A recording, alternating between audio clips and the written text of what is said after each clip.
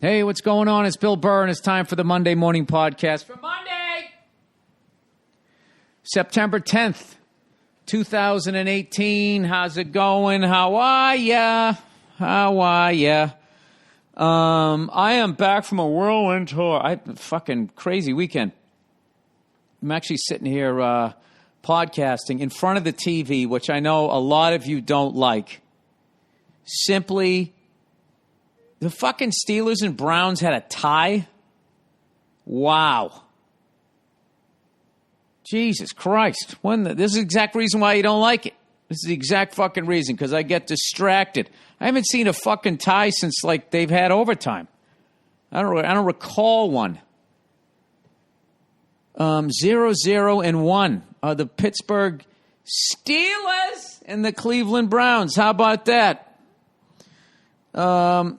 Anyways, I'm sitting here. I got the Red Sox game on in the background. The Houston Astros are trying to become the second team this season to sweep the Red Sox, while Boston is trying to go 2 for 2 today against the city of Houston.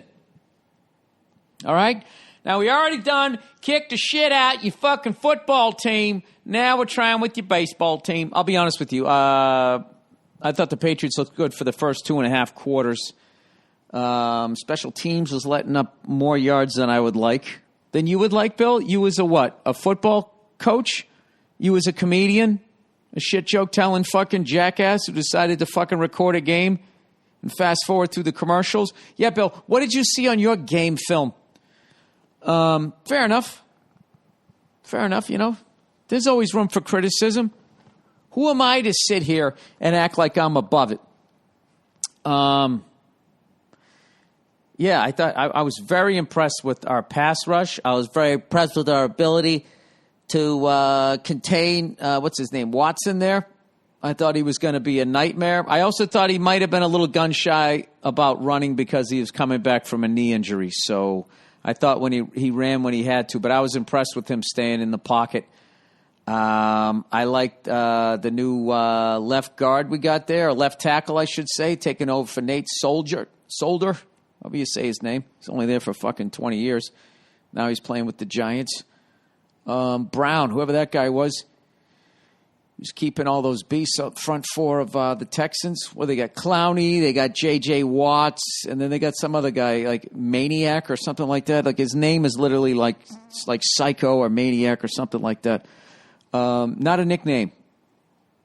The name he was born with as a baby. Oh, look at that little cute baby. What's its name? Clarence Maniac.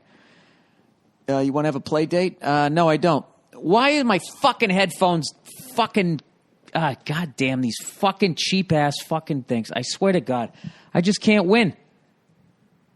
Cannot fucking win.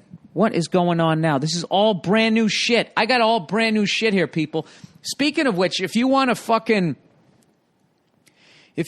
to, a couple things I'm selling. I just bought a new mixer.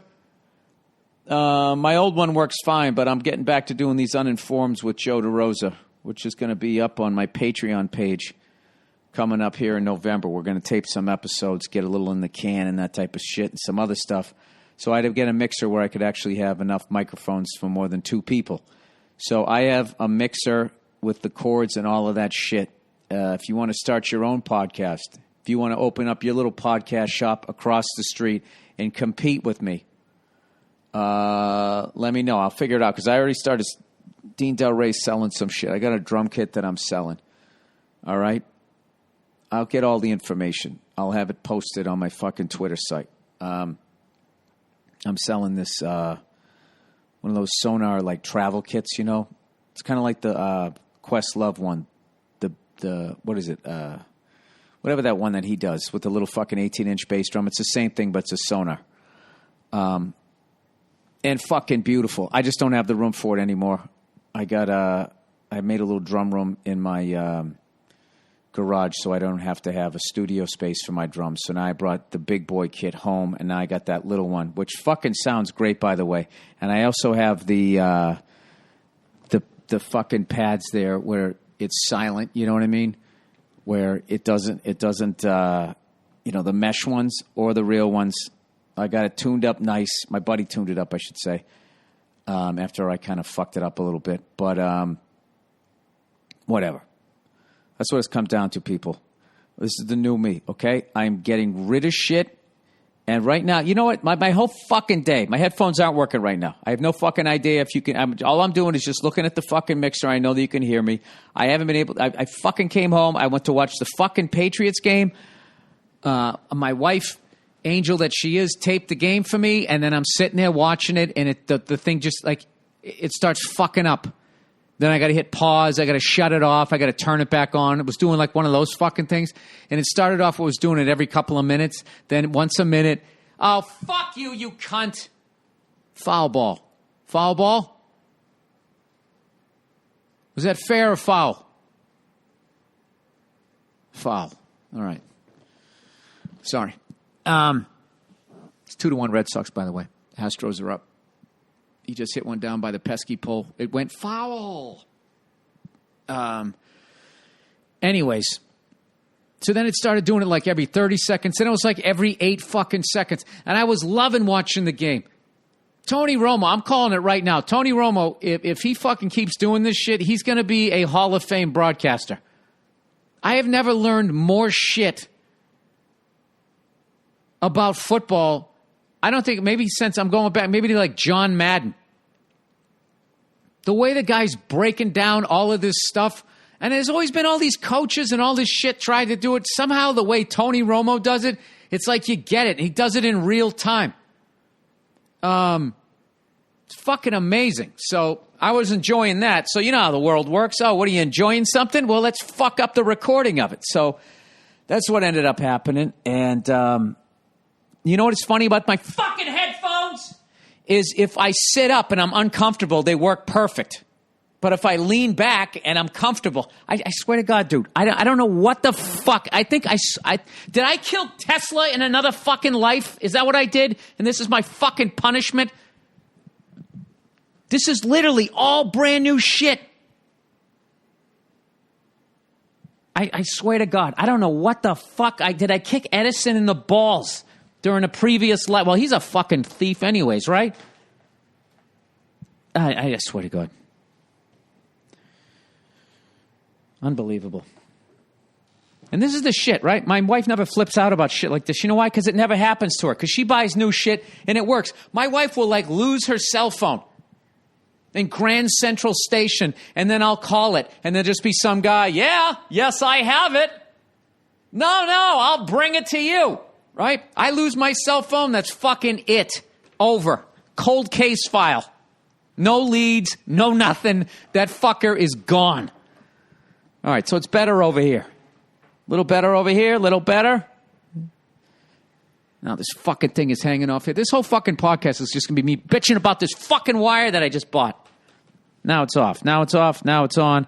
Oh, I see what happens when there's a little bit of weight and it's hanging down. Oh, it can't handle that, can you? Can't fucking handle a little bit of fucking weight? Is that what it is? I just figured out what it is. Oh, we got a quitter here, everybody. We got a little fucking snowflake, don't we? Let's just move the whole fucking table for you, buddy. Yep, everybody gets a fucking ribbon. Oh, my mixer just fell off the fucking table. This whole this is just going off the rails here. Why do I try to make my life easier? It doesn't work out. So anyways, can I lean back? Can the old man put his fucking back up against the couch? Hello, test. Oh, there we go. There we go. All right. So I'm back. What you just saw there was why my wife is sick of living with me. You know, everything's a fucking conspiracy theory with me. I really wish when those sort of challenging moments, and in the first world country, as a blue-eyed white male, that was actually a challenging moment for me. As people are like literally fleeing war-torn fucking countries, having God knows what done to them, right? If there is a God and he's looking down right now, and he hears all this screaming and yelling and shit about stuff that's going on, and he finds out, what's this poor soul screaming about? Right after he looks at the horrors of war, and he's going to just see some bald 50-year-old fucking moron doing a podcast by himself, yelling about a microphone cord. He's just going to look down. And it is a he, by the way. All right? Fuck all this feminist shit. Well, now they're turning everything around, you know? Fuck this. You know, there's got to be something has to still be a guy, right? Why not God?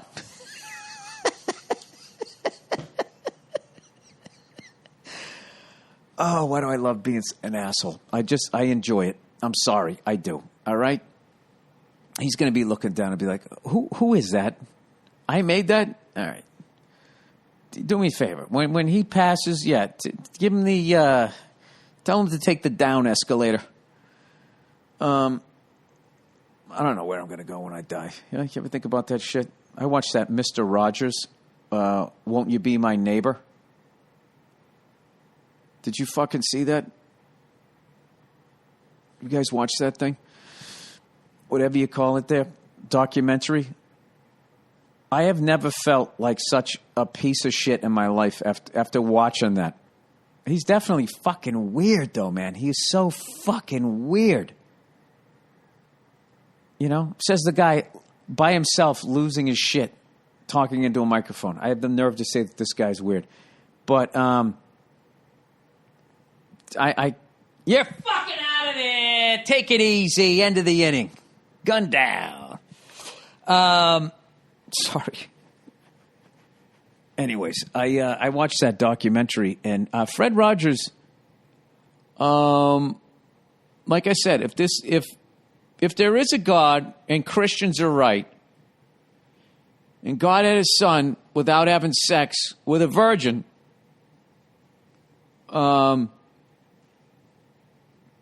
Jesus, I mean, how do you even say it out loud and still believe it? I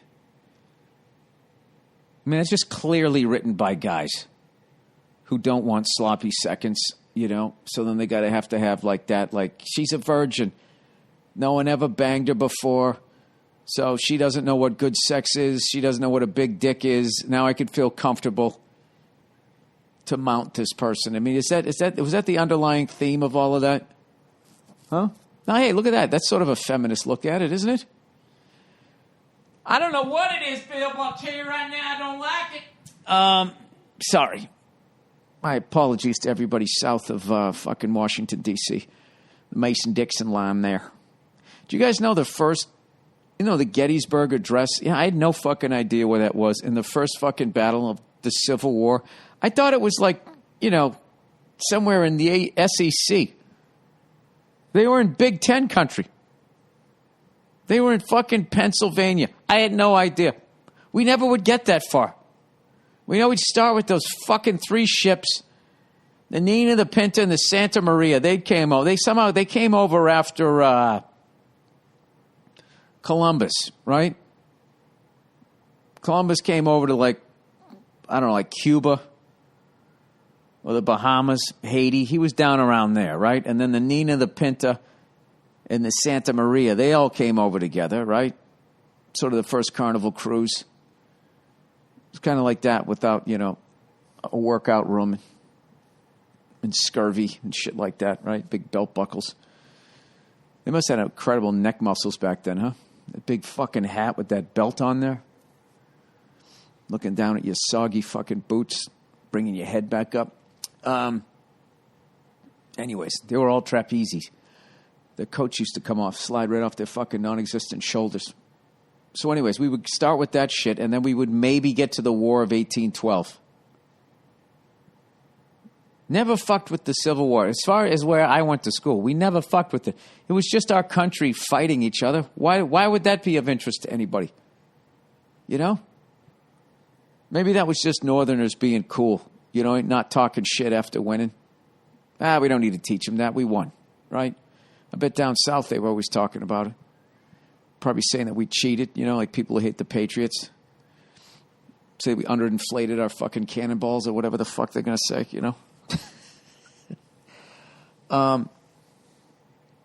Anyways, somebody just sent me a text. Did Aaron Rodgers get hurt? Please tell me. I fucking hate when that happens. Roger is done. He grabbed that knee so fast, it's bad. Oh, no. Oh, Jesus Christ. I fucking hate... there's nothing worse than that. You know what I mean?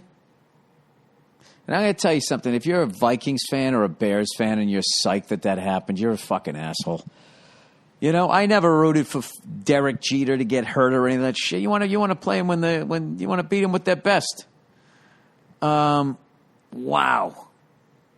Does that change the NFC? My buddy who actually knows something about football was picking them to go to the Super Bowl. Wow. You know what that reminds me of? Remember that year when the Jets were favored? It was like the first game of the season. Testaverde, blew out his Achilles.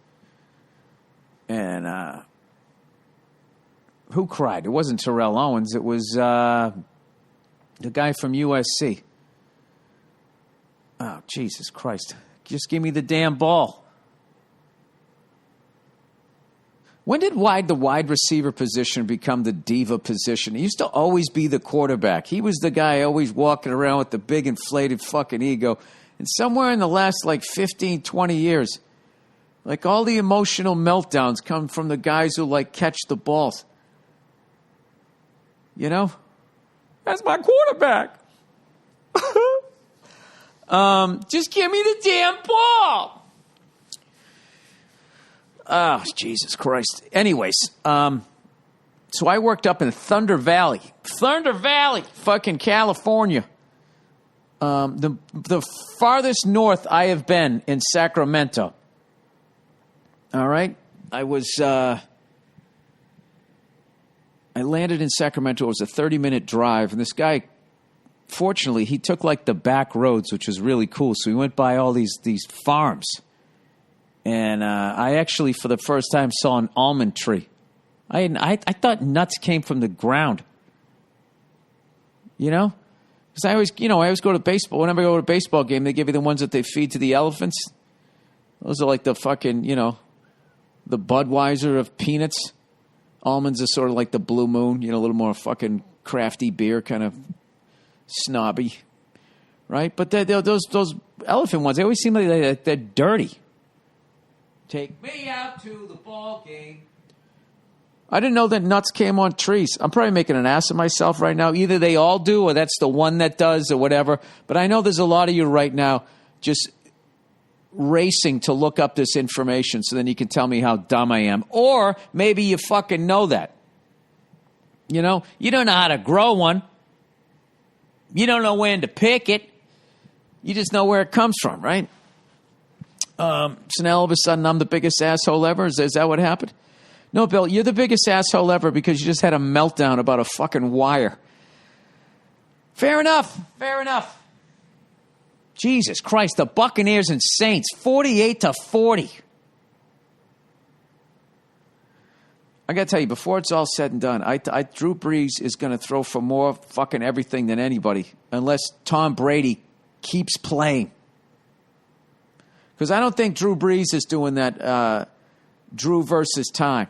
Tom Brady versus time, that shit. Today, they said he was the oldest quarterback to throw a touchdown in the first game of the year other than George Blanda, who's the Gordie fucking Howe of football as far as how long he played, and Warren Moon, who I didn't know he played that late. I know he spent at least half his career up in the CFL. Maybe that's why he didn't seem like he was that old, because by the time he came in the league, he was already 8 years in the CFL. Anyways, why do I have the fucking TV on? Why do I give a shit? Should I hit pause? Let me hit pause. At the end of the day, I have a job here to do, and goddamn it, it's to make you people laugh. Well, you know what? It's a new TV, and I don't know how to do it. Does this do it?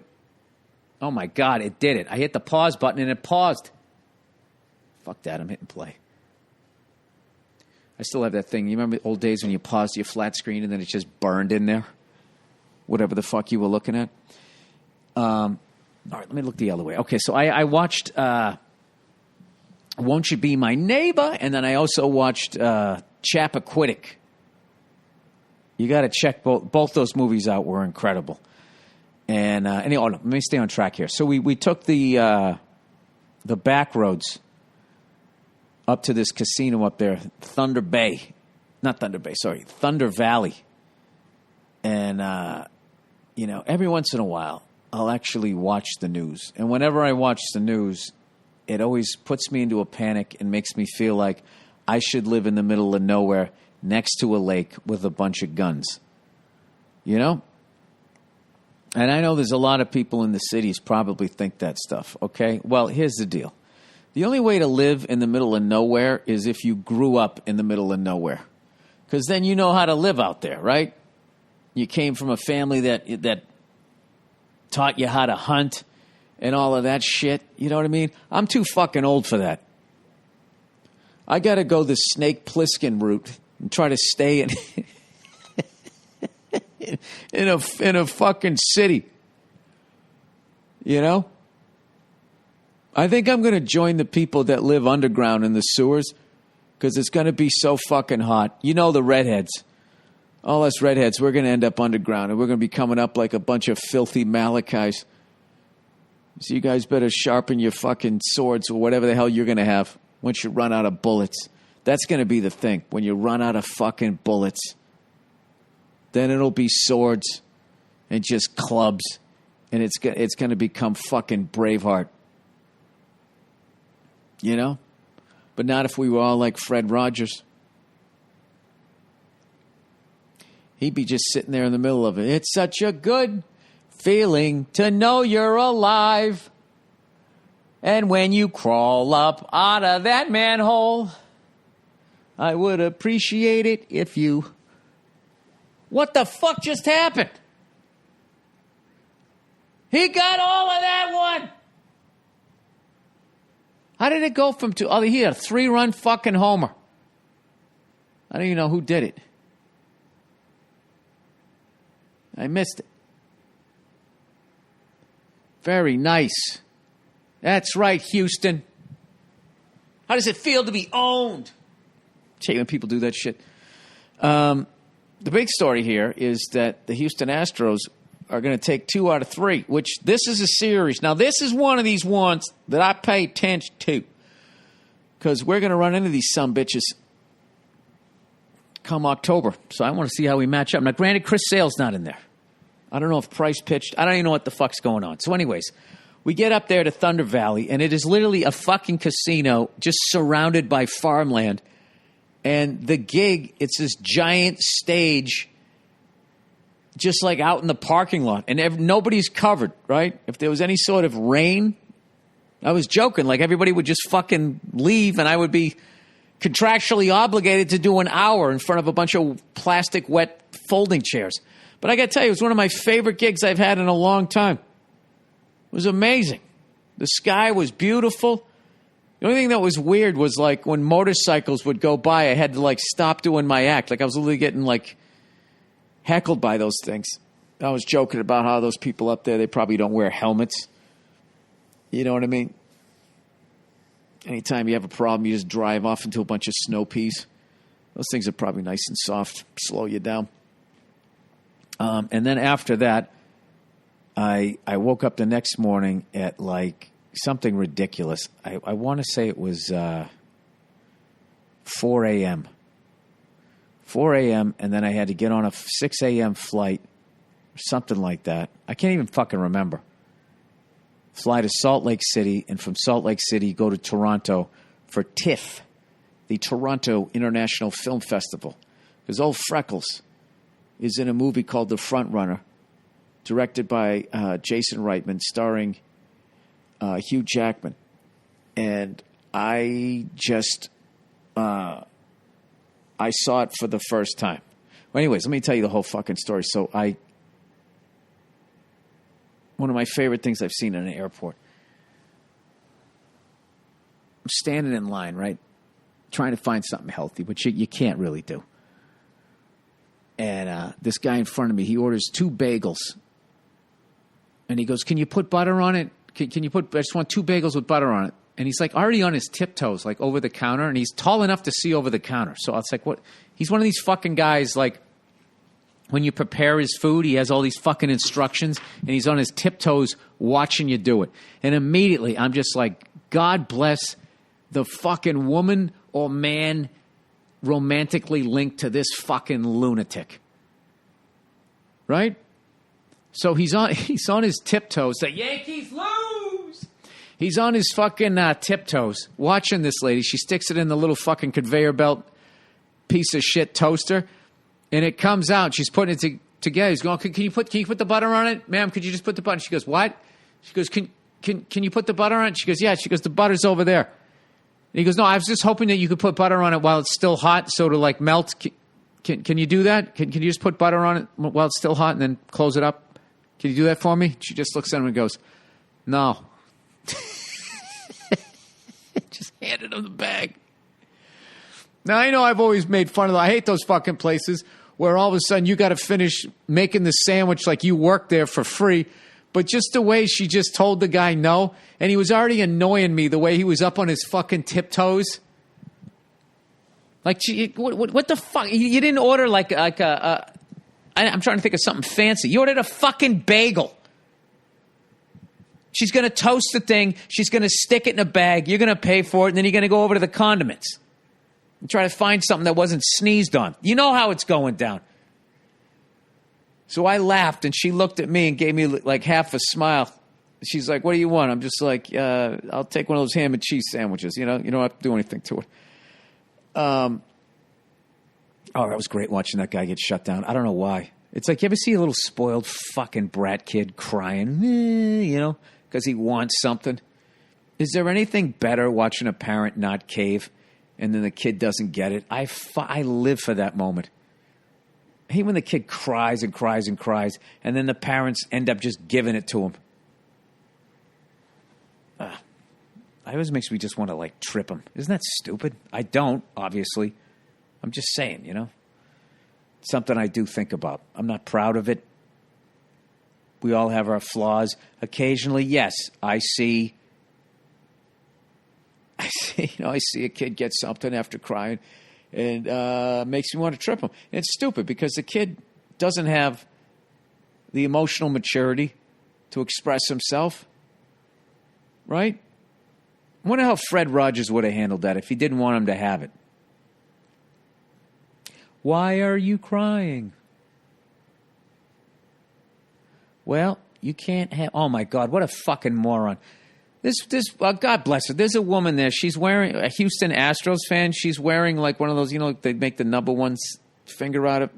She's got a giant orange Astros hat, like to the point you're blocking people's view behind you. Those are the things.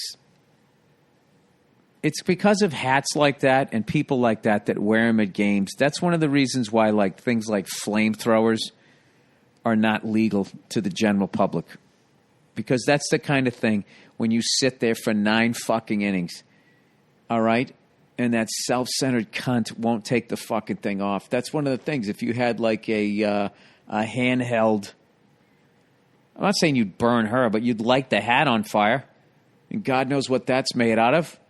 And it might, touch somebody else's fucking hat, and then they're on fire, and you're like, but no. I just wanted to set her on fire. I'm sorry, sir. My bad. Would you like me to drive you to the burn unit? No, most of your ear is still attached. Anyway, so then I flew up to Canada, and I checked like 9 million times that I had my passport, because that's one of the things I always, the first half of my career, you could just go to Canada like you were going to your friend's house. You didn't need a passport. And then after 9/11, no, everybody died for you, you civilian piece of shit. Don't even say 9/11. That horrific event. And ever since then, you got to have your fucking passport to go everywhere. So, I checked like fucking 900 times to make sure I had my passport. And I went through the customs and everything. And I think I got there at like 4 o'clock. And then like the pickup was like at 5:15. So by the time I got through customs and all of that shit, ordered room service and everything, like I barely had time to iron my stupid shirt. And then I went over there and I did the whole, the whole red carpet. Got asked great questions. Nobody tried to corner me, There was a couple of, how would you relate this movie to what's going on today in the current political climate? was fine. There was no, hey, what do you think about this guy going back on stage? I already knew what I was going to say. Well, what do you think about it? That's all I ever do. If you ask me one of those end your career questions, I just throw it right back at you. What do you think about it? No, I'm asking you. Well, I didn't ask the question. You're the one who has the question. You're the one thinking about it. What do you think about it? I want to hear you put a quote on it.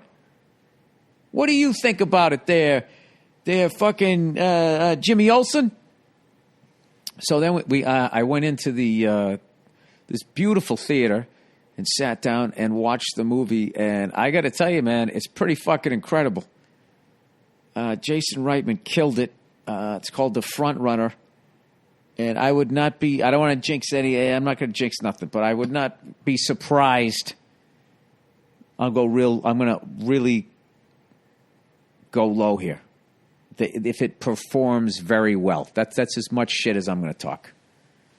But it's a phenomenal movie, and the way the whole thing was cut together, the way they told the story, and it's really, really fascinating. It's about the Gary Hart story, which for you youngsters out there, he was a guy running for president in 1988, and yes, he was the front runner, great-looking guy.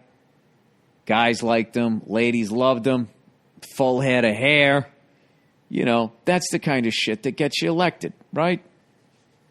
Play the saxophone on Arsenio Hall. 2 terms, not 1, 2 terms.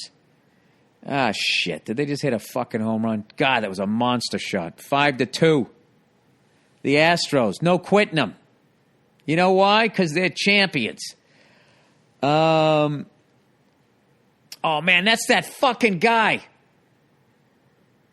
What is his name? That's the guy last year in the World Series that was incredible. You know the dude that I like? Was Altuve, right? That guy. That guy's worth every dime you pay him. You know who else I like? I like that guy in the infield for the Texas Rangers. Total winner. The guy who punched that dude in the face. Incredible ball player. Man, that's going to be a shame watching the Red Sox or Yankees buy him away from the Rangers. Although back in the day, the Rangers spent all that money on A-Rod, right? $220 million, so they got money. That's Texas, man. You're sitting on all that fucking oil. Why don't you take some of that money, put it on your team? Anyway, so I got there. Thank God, I got there on time, and I got to see the movie. It was phenomenal. Everybody in it is so fucking good. I'm not going to lie to you. I had my head down. Whenever I hear my voice, put my head down. But, you know, I actually watched most of my scenes, and I wasn't cringing too badly. So I think I did all right in it. But I want to thank everybody for everyone I worked with and giving me the opportunity to be in it. But I think it's going to be a great one. So, guys, could you do me a favor? I know you're all streaming shit. I know you got your fucking virtual reality glasses with your laser disc players, whatever the fuck you kids are doing nowadays. Could you just go old school? Just go to the movies when it comes out. Just go see this thing. All right? Do it for me. Do it for me so one day I can afford to buy speaker wires that actually are microphone wires that actually work. Okay? It's for a cause. This is a startup. I think it comes out in November. Go see it. You will not be disappointed. There.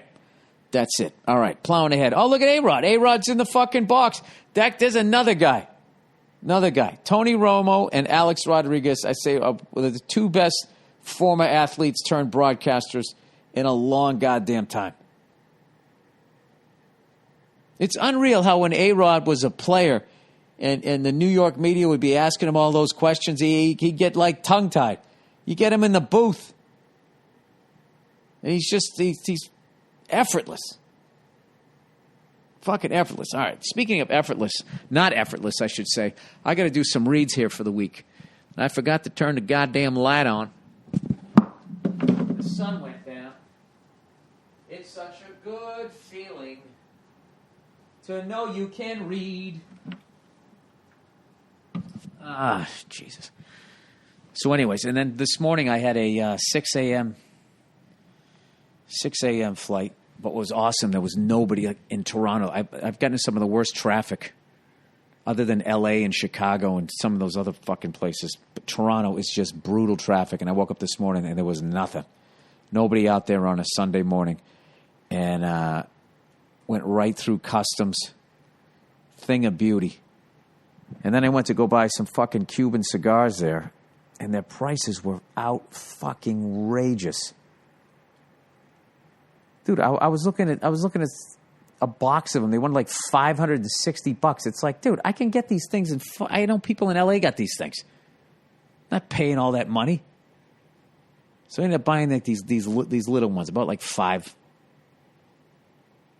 I don't know what the hell you call it. Oh shit, now they're fucking hitting us. Now they're hitting us. How many outs? How many outs here? It's the top of the 6. In a game you guys already know the results of. It's 5-2. This has never been good other than the fact that one time when that guy ran the ball back to win the game. That was the only time this was a good move to have the fucking game on. All right, let me read some of the advertising here. Oh, my bookie, everybody. You know, ever since I started this podcast, people have been asking me for advice. Ask me what team to bet on.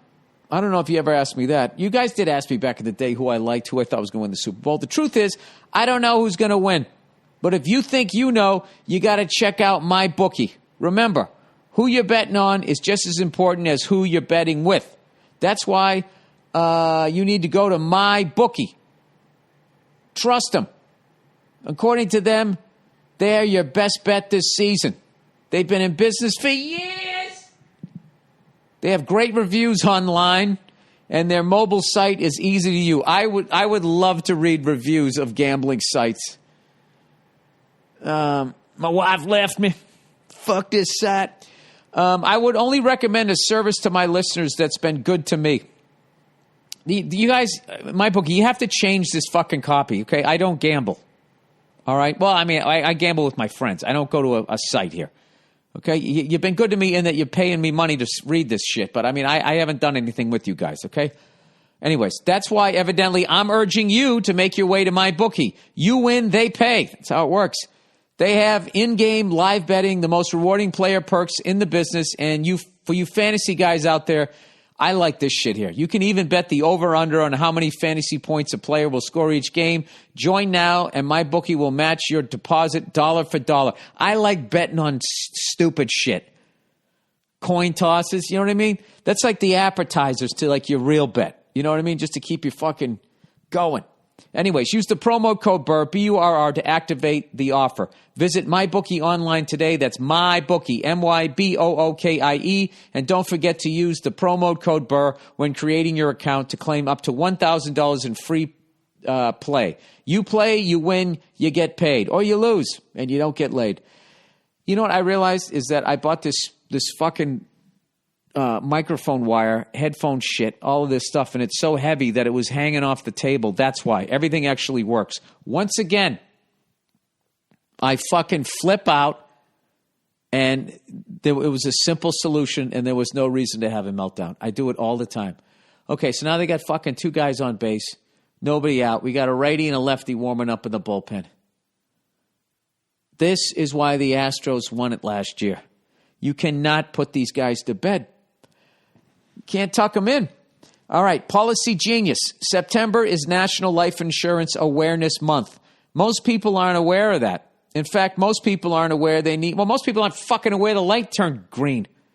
Too busy staring at their goddamn phones. In fact, most people aren't aware they need life insurance at all. That's why 40% of people don't have it.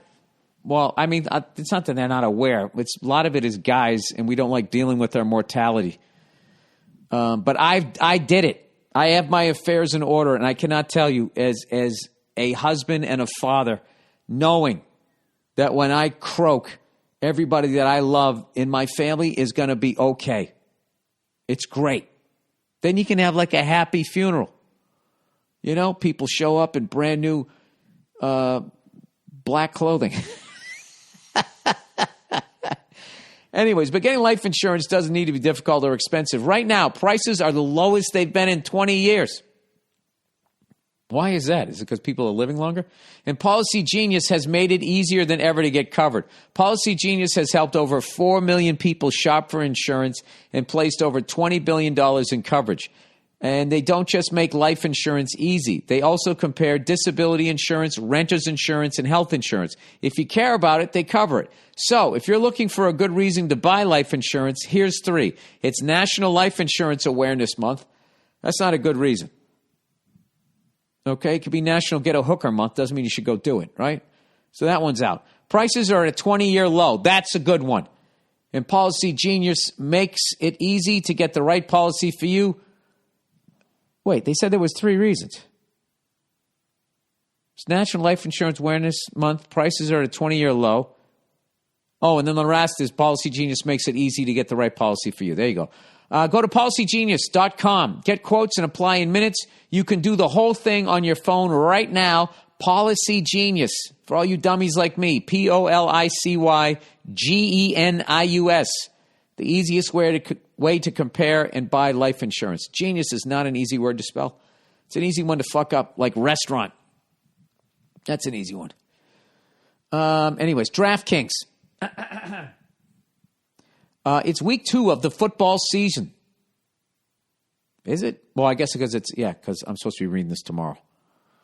But there's still Monday night. Anyways, which means a second shot at victory. Bragging rights and huge cash prizes are up for grabs all season long at DraftKings, the leader in one-week fantasy sports. This weekend, DraftKings has over $2 million in total prizes, and you can play for free with your first deposit to compete for your share. With 1 week fantasy at DraftKings, you choose when to play. Draft a new team every week with no season-long commitment at DraftKings. You are the GM. Just choose your players, stay under the salary cap, and see how your team stacks up against the competition. No matter what your skill level. That's so fascinating. Now, you know they got like the De Niro character, handicap in each team. Now, the salary cap has to be different for every team, right? Do they do that? That would be fucking incredible. If they did that, and they picked they picked that perfect fucking number, so you can't quite get all the guys you want. That's where the skill comes in. Anyways, no matter what your skill level is, there's a contest waiting for you at DraftKings. So if you've been thinking about trying 1 week fantasy football, now is the time to play. Because nothing makes football Sunday more exciting than when you put your whole fucking paycheck down on it. No. Than when you bet responsibly. That when you have a DraftKings lineup on the line. Download the app or go to DraftKings.com now. Use promo code Burr, B-U-R-R, to enter a contest for free this weekend with your first deposit and compete for your share of over $2 million in total prizes. That's code Burr, B-U-R-R, only at DraftKings. Jesus. The game inside the game. Minimum $5 deposit required. Eligibility restrictions apply. See DraftKings.com for details. You know what I really miss? I miss football cards. That's how I knew who everybody was in the league. I fucking miss those things. And what happens was all those fucking baseball cards from the 1950s, all the Mickey Mantle rookie cards and all of that shit blew up and were worth all that money. So by the time I became an adult, so many adults were collecting cards. Kids didn't give a shit about it. And then I tried collecting football cards again, and they would like deliberately make some of them rare. You couldn't just go out and go buy a whole set because that's what people were doing, and then they weren't fucking worth anything. Let me see. Topps. Let me see if they still have these things. Football card 2018. 2018. What do you got here, buddy? Will my internet work? You know what? I don't even care if it does or it doesn't. I'm not going to flip out about it. How about that? Just relax, Bill. Just count to 10 slowly. 1. You know what? I got a master going for a walk. The other day I got into it with my wife, right? And I started to walk away, but I didn't leave. You know? All right, Shop Topps football cards. 2018 football cards release dates. All right, let's see what they got here. It's such a good feeling. I used to just sit there and I wouldn't study in school, and I would just look at football cards, and I would look at the picture, and I would just read them over and over and over again. I didn't realize it was like flashcards. And by the end of it, I knew everybody in the league. I knew where they went to, because I would watch it every year. I get the cards every year, and there was all these guys that I already knew shit about, and there was only so many new rookies. And I remember it used to blow my dad's mind. I was like, and he went to college, it'd be Kent State. Louis Kelcher has a size 16 quadruple E cleat. You're like, Jesus Christ, how do you know all of this stuff, Bill? Well, Dad, because I'm not studying. All that effort that I should have put in to my studies. So I could have gone to a big-time college, and joined a frat, walked around, maybe joined the Glee Club or whatever, had an a cappella group. Met some women. Get Me Too'd fucking years later.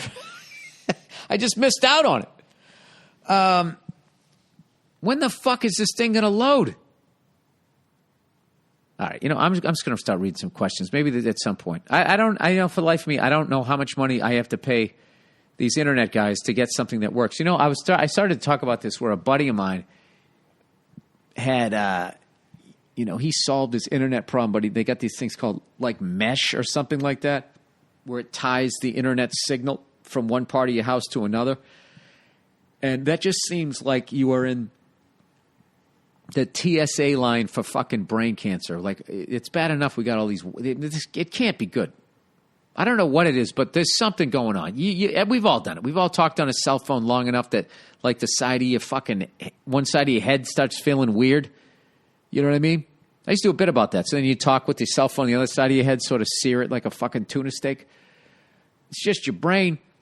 All right. Eastern European tour. Hello, Bill. I am writing from Croatia. I like to ask you if you are still coming to this part of the world. My part of the world, not yours. Just kidding. Yes, I am. We're just working it out because the dates came in and I was going to be gone for too long. I have a kid. So I'm trying to break it up into 2 different tours. Do a week to 10 days, and then come back a few months later and do another week to 10 days. 10 days. That's what I'm trying to do, okay? I promise you it is going to happen. All right, outdoor venues. I did one this weekend, so I am ready. I'm ready for this question. Dear Billy, Operation Northwoods. Look it up. All right, well, if my internet worked, sir, I would love to look it up. It's still loading. All right. Thanks for the killer show in the casino parking lot. Oh, thank you for showing up. Anyways, he said, I've heard you mention a guy named Lawhead before, but I never knew shit about him. Fucking hilarious guy. Yeah, Jay Lawhead. Jay Lawhead. Come on, man. That guy fucking kills it on the grill, too.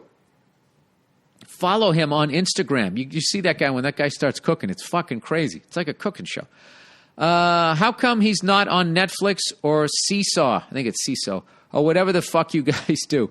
Anyways, wondering if the parking lot is up there in the weirdest outdoor venues you've played at. All right. Why isn't Jay on Netflix? Well, or Seesaw went out of business. What else is there? Hulu, Amazon, and all that. Well, eventually it happens for everybody. Everybody, it takes people different amount of time, Look, I started in 1992, and it took me until either 2005 or 2006 to get on Letterman. And I went through a couple of bookers, a couple that was just like, yeah, I don't like you, or you got a weird look is one that I got. Well, I don't think that was from the Letterman people, but yeah. It was hilarious. I remember years later seeing this other generations of comedians, and they were like bitching about the booking process, and they were like 7 years in. It's just like, well, hey, fucking buckle up, buddy. It's going to take you another, I don't know. But that's not how it works. It's not how it works nowadays, because now there's social media, because now you fucking complain, and then everybody's afraid to get in trouble. And nobody just goes like, hey, you know what? Fuck you. Oh, shit. Fuck. That's a run scored. 2-run score. 2-run score. Oh, my God. These fucking Houston Astros are relentless. Look at them. They're all up there. Top of the dug. This is impressive.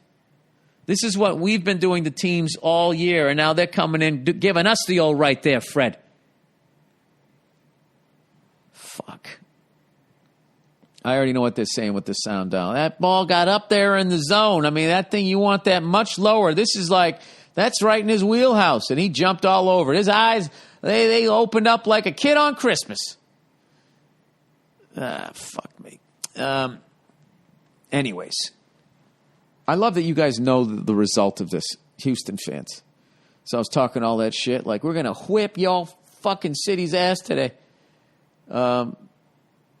If there is a sports god, just because that woman is wearing that giant, stupid fucking hat in a visitor's stadium, you know, I mean, just how many times can you just ask to get your fucking ass kicked before it happens? Anyways, yeah, so people then started whining about, I don't know, how long it takes or whatever, and then I guess it's shortened up. It's so fucking stupid. Show business is hard. Boo-hoo. It's particularly hard for me. It's like, what are you seeing out there? Like, here's the deal. It might be more difficult for you, but nobody has it easy. Fucking sitting there acting like goddamn fucking Spielberg sends me a fucking sandwich every day.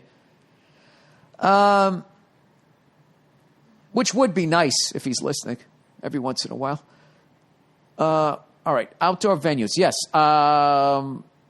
Where's the weirdest venues that I've played? Outdoor venues that I've played at. I used to open up for Winona Judd way back in the day, and we did a lot of outdoor venues. You know, when you're selling that level of tickets, she basically was selling so many tickets that they didn't have an indoor venue big enough, so you have to go outside at some point. So I opened it up for her at I believe it's the Del Mar racetrack. I thought I told this story. So I go down there, and it's one of these deals where they're like, hey, you know, work clean. This is a country crowd. These people, they don't like cursing, which, you know, you have to respect. It's not my crowd. I'm opening for this person. This is what they've created, you know? For all you young comics out there, to then go up there and curse anyways is that's not a Lenny Bruce moment. That you're acting like a jerk off because they probably told you before that you even got the gig. You got to work clean. So if you're not going to work clean, don't take the gig. But don't say you're going to work clean and then go up there and start talking about your nuts or more accurately these days, your fucking twat. Because female comics are the fucking dick joke comics of today. Some of the fucking filth that I mean, some of the bits, it's just like, I remember this bit, except there were dick and balls, and I was standing in a bar trying to figure out how the fuck am I going to follow this shit. Anyway, so I had to work clean. It was during the day, which actually didn't bug me because I was psyched because I was making money. I always loved, like, those gigs, like, a lot of times the nooners and shit sucked, but what was awesome was when it was over, you had your check and you already made money and you could maybe double up and do another gig, or you were, like, done at, like, a normal hour. So, but that never happened. You know, you always went out and did more fucking time. What were you going to do, sit at home, be alone with your thoughts? So I went down there. And Winona was always, like, really nice to me. And I went down to open up. So now I got to work clean. It's outside. I'm in the sun. I'm a redhead. I still had my hair back then, so I didn't need a hat. And I'm up there, and I'm doing my shit.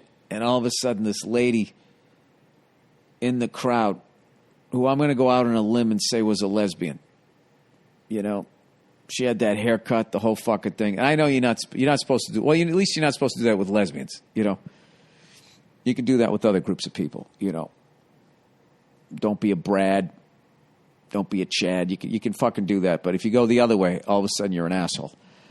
But yeah, I mean, if I had to put my life savings on it, and the same people that were criticizing me, if it was a life or death situation, if you had to put money on it, you would say this was a lesbian, right? Why is it pertinent to the story? Because I'm painting a picture. All right? And all you liberal cunts out there acting like you don't have a fucking idea in your head when I say that she was a lesbian. You have no fucking idea what I'm saying. What if I said it was a frat boy? You got boom. You got that picture in your head, right? Anyway, so she's sitting there, and I'm on stage, and she's just the whole I maybe get 3 minutes into my act. We're fucking outside. It's brutal. And she's just standing there. She starts going, why no, no? Why no, no? And she's trying to get the rest of the crowd to do it with her, which they're not, thankfully. But she's fucking relentless. And I don't know if I did a joke that she didn't like, or maybe it was that I had a dick. I have no fucking idea. Or maybe I was just unpasty. Or maybe she thought I was weird looking. Or maybe she was just a cunt. I have no idea. But she's doing that. And I'm sitting there. And I want to go off on her. But I got to work clean. So I actually just stopped and I gathered myself. And I said, hey, lady. I was like, what is the problem? Why are you chanting Winona? Winona, she's going to come out here at 8:30. No matter what. She's coming out at 8:30, okay? Do you think I thought all you guys came out here to see me? I know why I'm here. I'm dancing monkey boy, but blah, blah, blah, blah, blah. And I got the crowd on my side, and then I made fun of her haircut. I had to. I had to do it because I had to make sure I got all the Trump supporters on my side. I was flailing.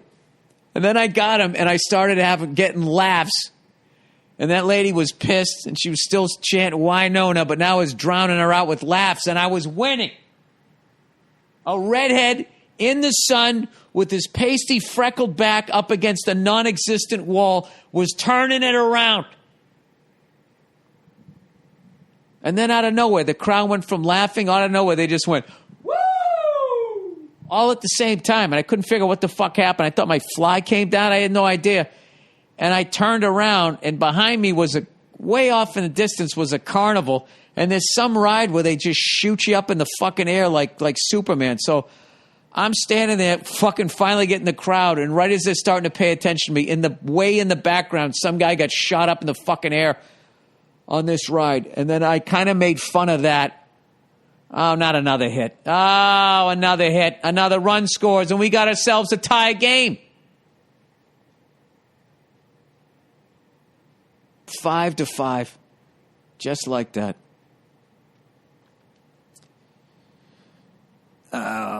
Coach is coming out to the mound. Jesus Christ. Wow, and we're deep into our fucking bullpen already. This is not looking good, guys. Anyways. So, yeah, that was a weird one. I've done college gigs in a sort of that area. You know, the walk of shame area between dorms. I've done that. And there was also like sort of a carnival thing set up. There was always there was always rides, some sort of popcorn machine. I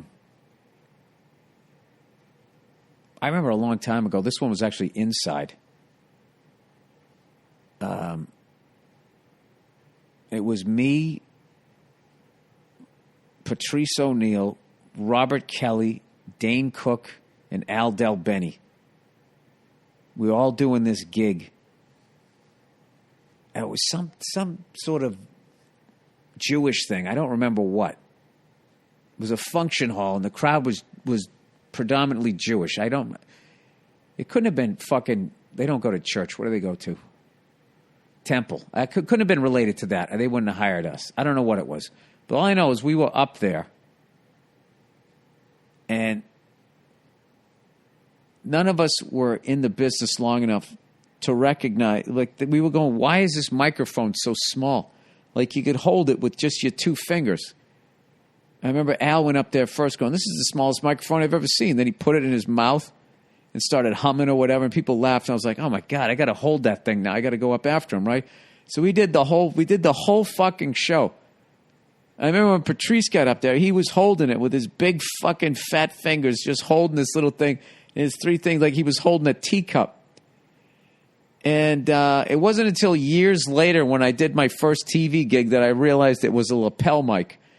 And none of us knew to just clip it on your shirt and then just walk around like you're doing the one-man show, with both hands. So we would like finish our act, and there was a mic stand, and we would like drape it over, and then the next guy would come up and just pick it up with his index finger and his thumb. Yeah, I don't know. I got to be honest with you. All of those hell gigs, they all just kind of fade away after a while. I don't remember.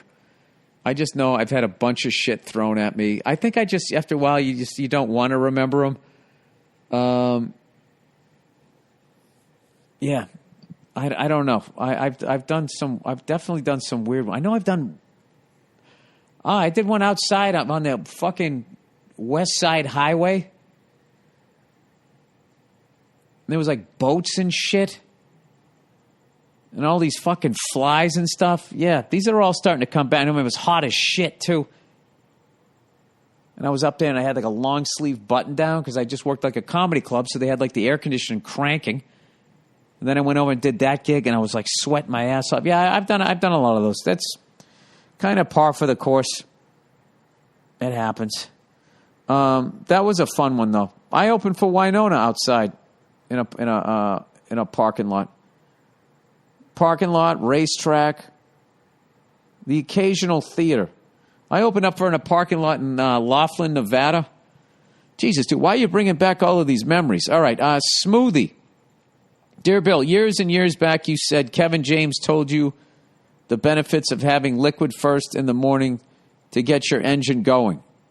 Kevin James? I don't know if you get the name right. I've only met him like once. A smoothie, water, etc. Then a few years ago, you basically said fuck that because you thought it was too much. It might have read it was bad for you. Now you're doing smoothies. Do you think it'll stick this time? No pun intended. Go blend yourself. Well, I didn't know how to make one healthy back then. You know what I mean? There's a lot of them. It's just like you do all this stuff and there's a bunch of sugar and shit that you're putting in there. Now that I've been using like... unsweetened almond milk. Almond milk, I used to hate it. Now I'm kind of used to it. I got a good one for you. 1 cup of almond milk. I'm miming doing this, putting this shit in. Then it's like a teaspoon of cinnamon, a frozen banana, 2 tablespoons of almond peanut butter, a tablespoon of maca powder, some ice, a little bit of ice. You blend that fucker together. It's delicious. Tastes like a goddamn chocolate shake, and you drink it, and you have energy for hours. I gotta be honest with you. If I actually knew enough about nutrition, and all I could do was just that, and just do a liquid diet, I would love to do that. I would absolutely love to do that. There's another one I have that's like kale. It says apple juice. That's the only thing I don't like. It's apple juice, and just apple juice has a bunch of sugar in it. So I went to like this. It's fucking hilarious. It's this health food store, but like they don't like gays. That's just the funniest fucking thing ever. It's like, how do those things go together? It's usually like, hey man, here's some vitamins, and everybody's like, everybody, man. Who the fuck whoever saw that coming? So yeah, I would love to do that. Like, dude, if you saw some of the shit that I'm fucking eating, dude, look at this fucking, I miss Boston. Just saw a guy, he had a Red Sox like knitted cap on with a Tom Brady jersey and a glove sitting right along the third baseline. Fucking hilarious. I would love to do that. I like vegetarian and vegan meals, but I also still like steak. But I know if I combine like all of that shit, I can still eat a little bit like John Wayne and not have a problem. All right. You disrespected Miles Davis, you cunt. All right. What is this? Hey, Bill. In Season 2, Episode 4 of F is for Family, there is an album cover parodying the Miles Davis kind of blue in the background of one scene. In the corner of the cover, there appears to be a label of Blue Note Records, in this case, Black Note Records. These two instances of factual are factually incorrect. Dude, how much do you fucking jazz guys? You know, back in the fucking day, I used to host this show called the Jazz Oasis on what the fuck was it? 88.9 WERS at Emerson College. And I didn't know fucking anything about jazz, and I'd ask you fucking assholes to call in requests, and none of you motherfuckers would call in. All you would do is wait for me to play a record, and then all you fucking cunts would get on the phone and call me up and be like, fuck you playing that for, man? That ain't jazz. The fuck is that? That ain't jazz, motherfucker. All you fucking guys can go fuck yourselves. Go sit on your fucking horn. All right? First of all, did you enjoy the show? Did you enjoy the episode? Listen to this ass. Those are factually incorrect. Kind of Blue was released on Columbia Records. Nobody likes labels, record labels, more than these fucking jazz people. And Miles Davis at the time had not recorded for Blue Note in a number of years. You might want to get your facts straight. You believe this shit? If you want to reference the greatest jazz record of all time, it may behoove you to respect possibly the greatest musician of the 20th century by simply getting some simple factual information correct on your show, you dumb cunt. Tony Williams is probably ashamed of you. Let's be honest. All right, sir. I'm going to walk you back through all your bullshit. Okay, first of all, the reason why it didn't say Blue Note or Columbia Records is because we would have had to get permission to do that. That's also the reason why the song kind of sounded like Kind of Blue, but wasn't. Because we don't have the fucking budget to use that music. All right? That's why. That's why it looked like that. Okay? And then secondly, Tony Williams didn't play on that record, you dumb fuck. And for the record, I thought it was Philly Joe Jones. I looked it up. It was like some guy, Jimmy Cobb or something. And I hope I got his fucking name wrong just so you can blow another gasket. Fuck all you jazz guys. You stupid cunt. You're not making an animated show. You have no fucking idea how much money music costs. That's why we did that, okay? We weren't disrespecting Miles Davis, okay? So why don't you take all your words like behoove, stick them in your clarinet and shove it up your ass, you pretentious fucking cunt. Oh, did that feel good? He didn't even get the right drummer. After giving me shit, he didn't even get the right fucking drummer.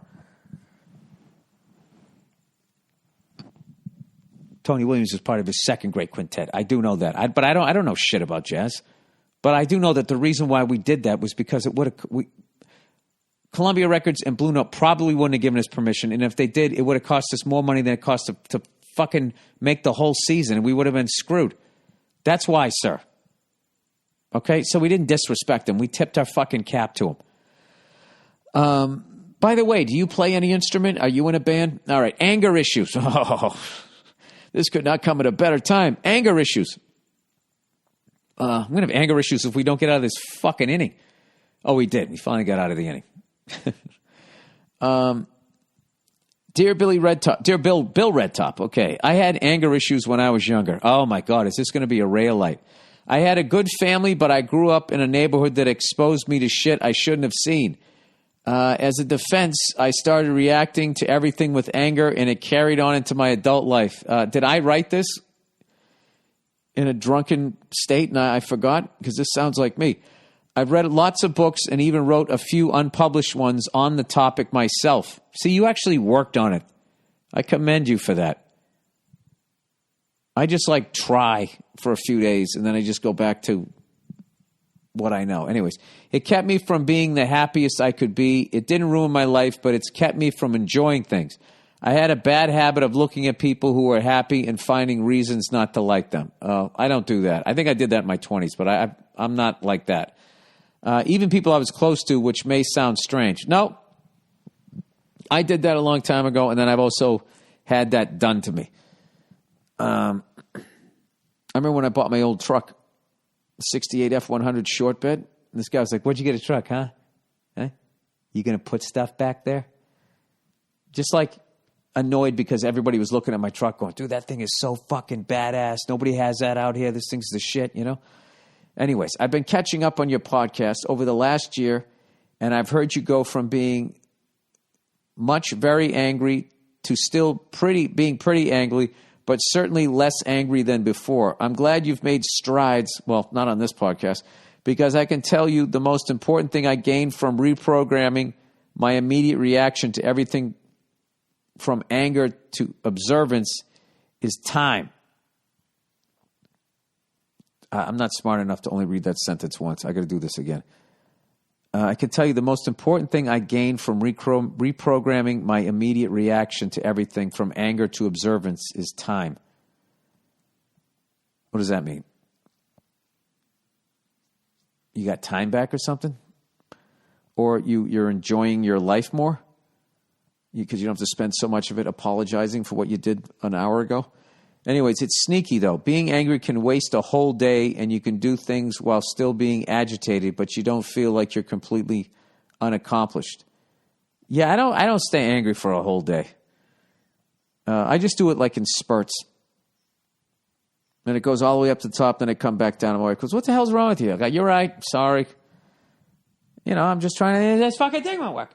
You still ran your errands and did your jobs and fed your kid, etc., but you're probably ignoring things you could be doing to advance yourself. You're likely not appreciating those. Who are we talking about here? Is this me? Am I getting a stern talking to?